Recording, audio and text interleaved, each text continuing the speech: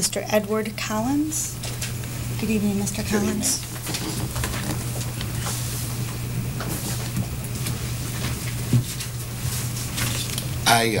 My child was not, to my knowledge, a victim of any abuse. I do have children at Webster. I have one going to Frost now and one still in Webster.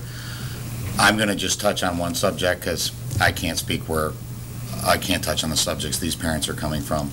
I want to know if the board is going to ensure that any of the people that even suspected abuse was going on are going to follow through and make sure the Child Protection Law of 1975 was followed through with, which is a state law that mandates if any suspected, doesn't have to be actual witnessing of abuse, if any suspected abuse occurs, that it is the law in the state that the person in a school observing it has to report that to DHS in a timely manner.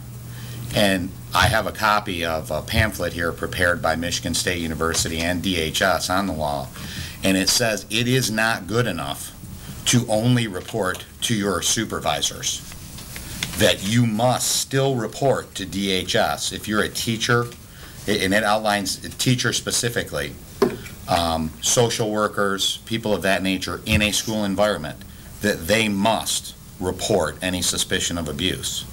And if this did not occur from the people that have said they witnessed the abuse, then I think that those people's employment should be in serious doubt, because this should be common knowledge, I would think, in a school environment, that this is a law that has to be complied with.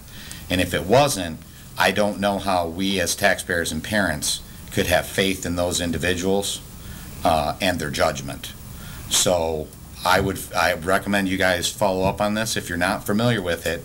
It's an anonymous reporting system, but with the permission of the witnesses, you can find out, or with a judicial order, which I think in this case would be warranted, since there's so many children at potential risk here, for the board to actually ask a judge to have that information disclosed, and so you as a board and we as parents and taxpayers know whether or not these people followed the law and reported this information to DHS. Because I think there would have been some earlier intervention in this case and maybe a lot less grief. Thank you. Thank you for your comments, Mr. Collins.